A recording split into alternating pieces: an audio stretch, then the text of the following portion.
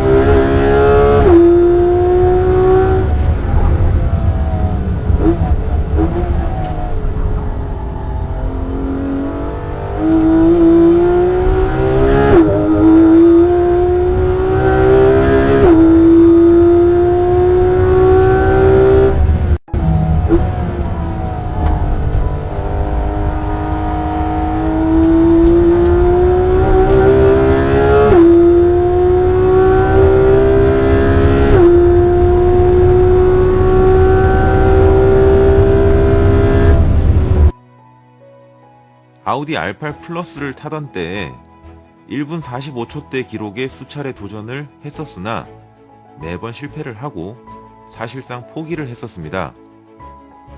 그런데 이제 갓 사가지고 온 GT3 RS는 너무나 허무할 만큼 쉽게 1분 45초대의 기록을 찍어내버립니다.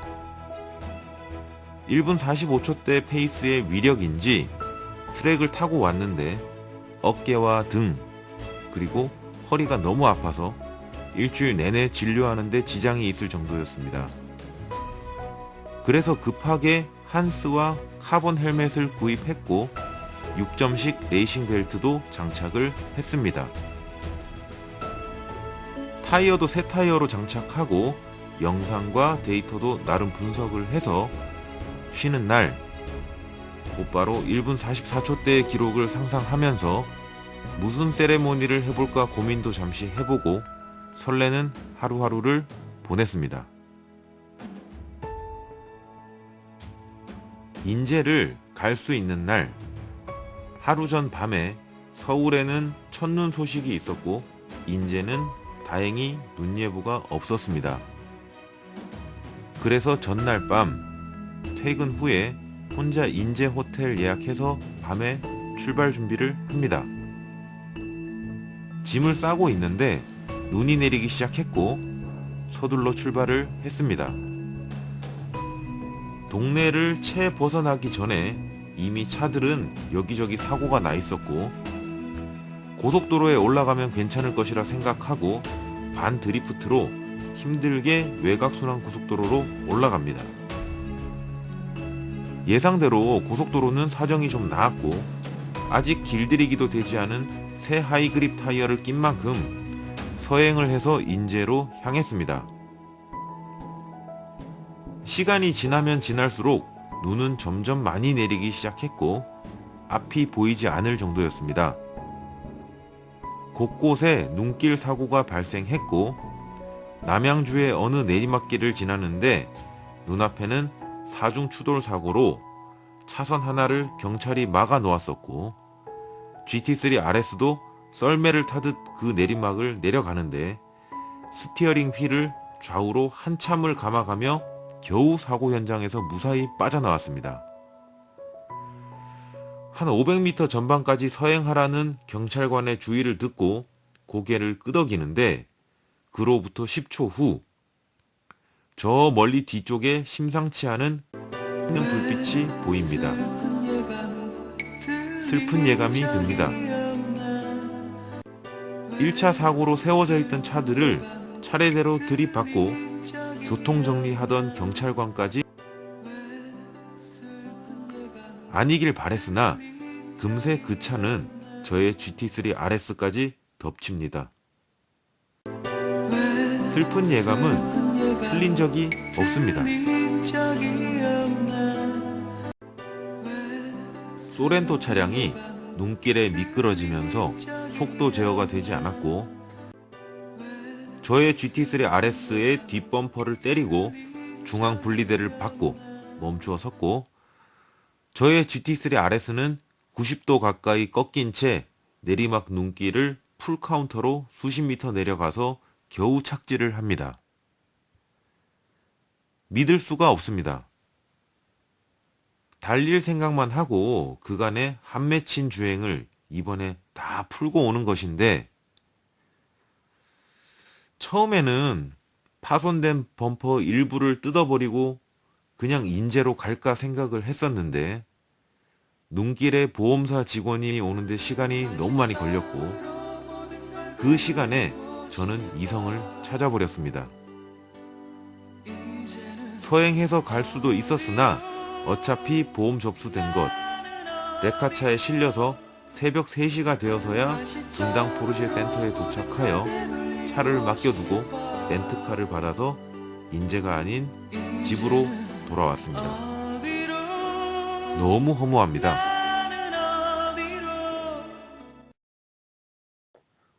다음 날 분당 포르쉐 센터에서 사고 수리 담당 어드바이저가 뒷범퍼만 교환하면 된다. 부품 오는데 2, 3주 소요되고 약 4주 후 출고가 가능하다고 했습니다. 그런데 말입니다.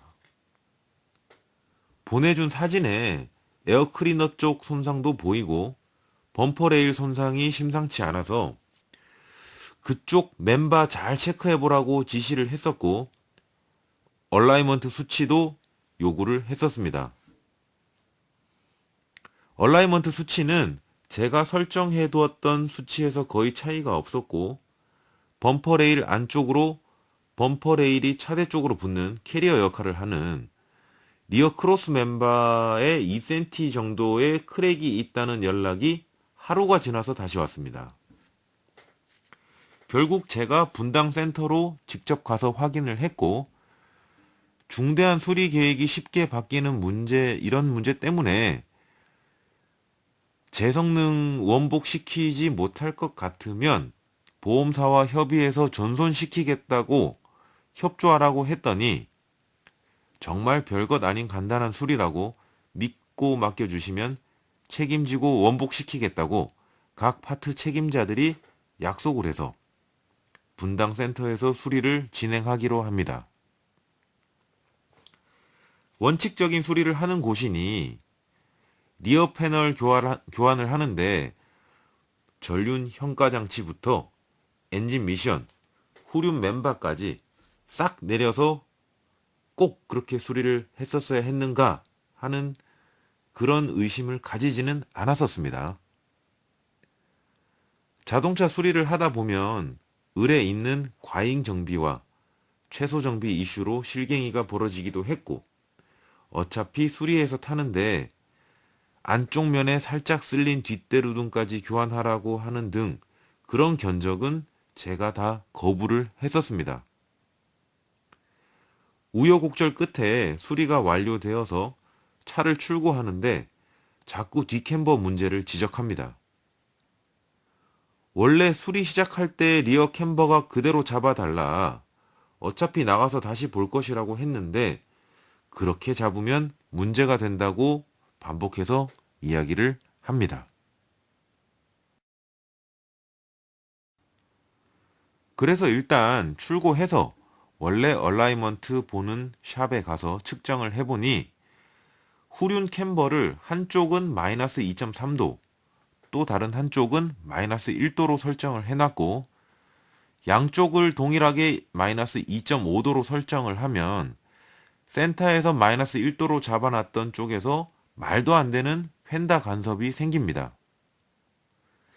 그렇게 셋백 값을 측정해보니 오차 범위 광탈 수치가 나옵니다. 그런데 센터에서 설정해둔 값으로 다시 잡으면 셋백도 정상 범위 내로 들어옵니다.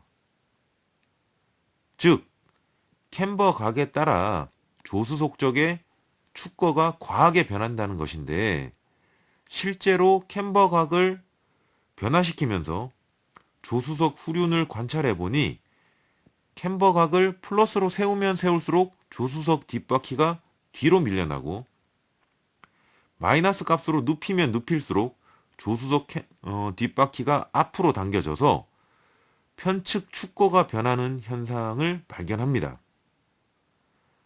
그래서 차를 띄워서 조립 상태를 확인하다 보니 특이점이 하나 발견됩니다. 조수석 후륜 쇼바 하단의 부싱이 한쪽으로 치우쳐져 짓눌려져 있습니다. 손으로 정상 위로 잡아 돌려도 즉각 되돌아가 버립니다. 그래서 저는 이 부분에 대해 공부를 하기 시작합니다. 그렇게 해서 찾아낸 유력한 범위는 바로 멤버, 즉 조수석 사이드 패널 조립 불량이었습니다. 도면을 보면서 설명을 드리면 빨간 별표 친 2번 부품이 리어 사이드 패널 내지는 리어 서브 프레임입니다. 이 녀석은 직접 차체에 붙는 것인데 아무리 GT3 RS라고 해도 생각보다 꽤 많은 유격을 가지고 있습니다. 전후, 좌우 밸런스 있는 하체 지오메트리를 구성해야 하는 곳이므로 조정의 여지를 주는 것이죠. GT3 RS는 멀티링크 방식의 후륜 하체 구조인데 어퍼암에 해당되는 어퍼링크와 어퍼 트랙션 컨트롤 암은 이 사이드 패널에서 시작하여 후륜 조향 모터를 지나서 너클로 붙게 되고 로어암에 해당되는 트레일링 암과 로어 트랙션 컨트롤 암은 사이드 패널에서 시작하여 파란색 원으로 표시해둔 활대 링크 쪽을 지나서 너클에 붙게 됩니다. 즉, 이 리어 서브 프레임은 메인 프레임 혹은 차체 기준 하체 복합체의 전후방적 위치를 결정지어주는 역할을 하게 됩니다. 그리고 다시 메인 프레임 혹은 차체에서 하체 복합체가 다시 한번 만나는 지점이 생기는데 그것이 바로 마운트가 차체에 비교적 적은 유격으로 붙고 베이스가 파란색 원으로 표시된 부위로 붙는 후륜 현가 장치, 즉 서스펜션입니다. 가령 이번 케이스처럼 사이드 패널이 차체에 대하여 전방으로 밀려서 그렇게 조립이 되고 서스펜션이 정위치에 장착되었다고 생각해보면 너클 외측으로 붙는 휠 타이어는 휠 하우스 내 전방에 위치하게 되는데 현가 장치가 너클과 휠 타이어를 후방으로 밀어내려는 힘을 가지게 되면서 활대 링크 쪽에 붙어 있게 되겠죠. 그것이 바로 표시한 현가 장치 기저부 부싱의 불안정하고 또 불균일한 상태로 표현이 되는 것입니다. 다른 말로 하체 복합체 기준으로 그렇게 보면 서스펜션은 기울어지고 또 꼬인 형상으로 위치하게 된 것이고, 이 때문에 캠버각에 따라 너클과 휠 타이어가 전후방으로 움직이게 되는 그런 결과가 생긴 것입니다. 이 문제점을 지적했는데 분당 센터에서는 얼라이먼트 문제 혹은 원래 그렇다는 억지를 부려서 대화에 진전이 없고 문제 해결의 실마리가 보이지 않아서 지금으로부터 약 1년 전 포르쉐 센터 영상이 업로드되게 되었습니다. 그 후에 결국 저의 주장과 설명대로 리어 사이드 패널을 얼라이먼트를 봐가면서 재조립하여 다시 출고를 하게 되었습니다. 출고 후에 셋백과 레터럴 오프셋, 스러스트 앵글이 캠버각에 상관없이 정상 범주에 들어오게 된 것을 확인하였고, 실제 테스트 주행에서도 휀다 간섭 문제가 발견되지 않았습니다. 앞서 도면을 보고 설명드린 내용이 다소 어려울 수 있어서 쉽게 한번 요약해 보겠습니다. 쉽게 설명드리기 위해 차대를 메인 프레임, 그리고 사이드 패널을 그 하부에 붙는 서브 프레임이라고 부르도록 하겠습니다. 모든 조립의 기준이자 하체의 기준이 되는 것이 바로 이 메인 프레임이고, 이 부분은 고정된 기준입니다.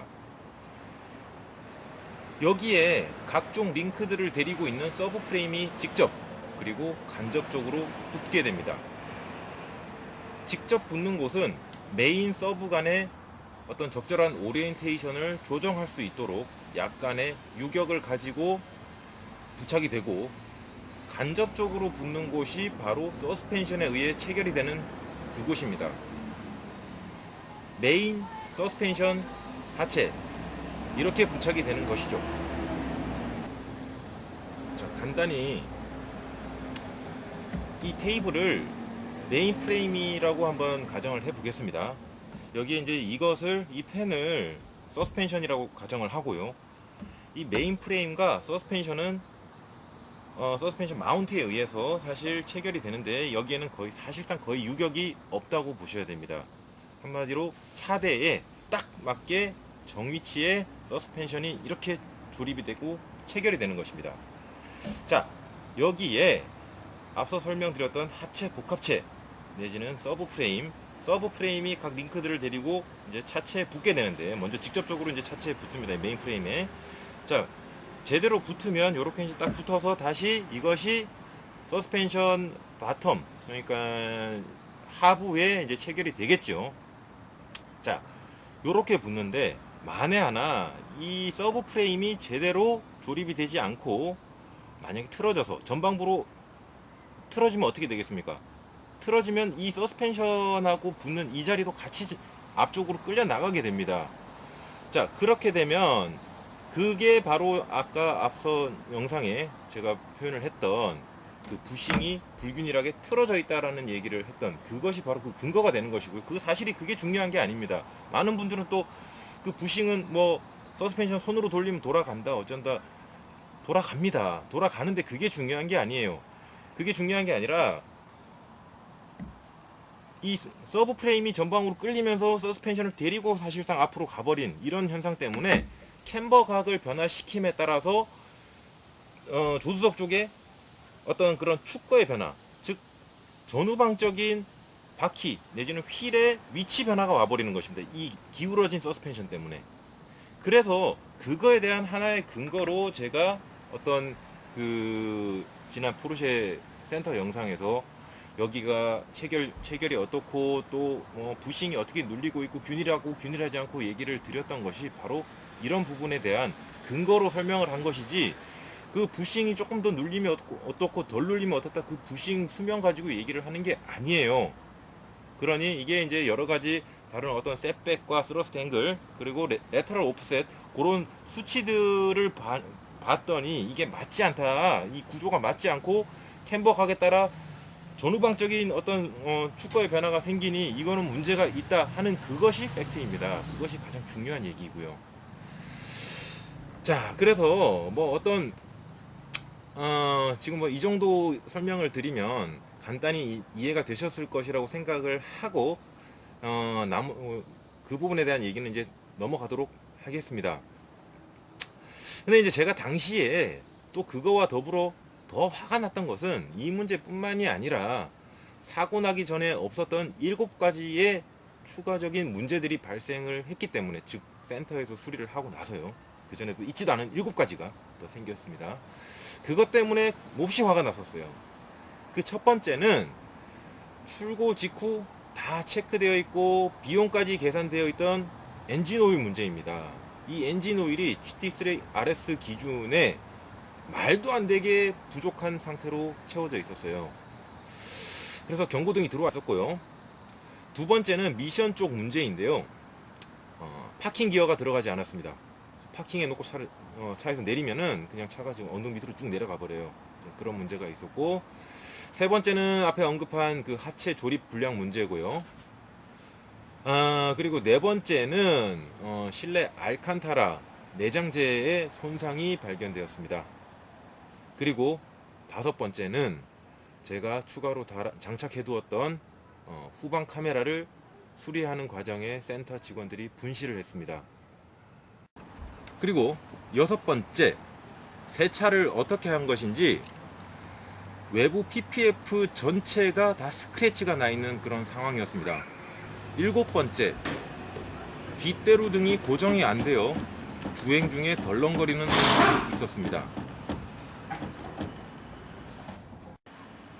어떤 관점에서는 사소한 실수라고 볼 수 있을지도 모릅니다만, 사소한 것들이 많아도 너무 많은 것이 문제였고, 정식 센터가 내세우는 그들의 권위와 요구하는 값비싼 수리비를 생각하면 저런 출고 상태는 이해를 하기 힘들었죠. 그래서 두 번째 입고할 때 미션 문제, 그리고 내장재, 후방 카메라 문제를 보상을 받았었고, 외부 PPF와 엔진오일 문제는, 그리고 뒷대루 등 고정 문제는 제가 직접 해결을 하고 들어갔었습니다. 하체 문제는 센터에서 상당한 부분 해결이 되었지만 완벽한 상태는 아니었기 때문에 외부에 나와서 다소간의 조정을 더 거쳐서 완벽한 상태를 회복했었습니다. 이번 포르쉐 센터 관련 영상은 단순히 포르쉐 센터를 음해하기 위한 목적이 아니고 무엇을 요구하고 싶은 생각도 없습니다. 저는 포르쉐 차량들을 너무 좋아하는 사람 중 한 명이고, 그래서 포르쉐 센터도 정상적인 서비스를 공급할 수 있는 기본 자질을 갖췄으면 하는 그런 바람을 가지고 있습니다. 그리고 이런 현실을 소비자들도 정확히 알고 요구할 것들은 당당히 요구해야 한다고 생각하고 있습니다. 함께 발전을 하자는 취지로 조금 더 이야기를 한번 진행해 보도록 하겠습니다. 저희 GT3 RS를 수리하기에 제가 본 정식 센터는 너무 터무니없는 실력과 시스템을 갖추고 있었고, 센터와 포르쉐 코리아는 몇 개 부품을 어떻게 교체하는지, 그리고 어떻게 하면 서로 책임을 회피할 수 있을까, 그런 고민하는 시간과 과정들에 열을 올리고 있었습니다. 그 사이에 소비자인 저는 애당초 교체할 필요도 없는 부품을 두고 포르쉐 코리아와도 줄곧 컨택을 해왔었고, 센터와도 컨택을 해왔었습니다. 저들의 관심사는 두 가지였습니다. 매출과 그리고 재고에 대한 부담.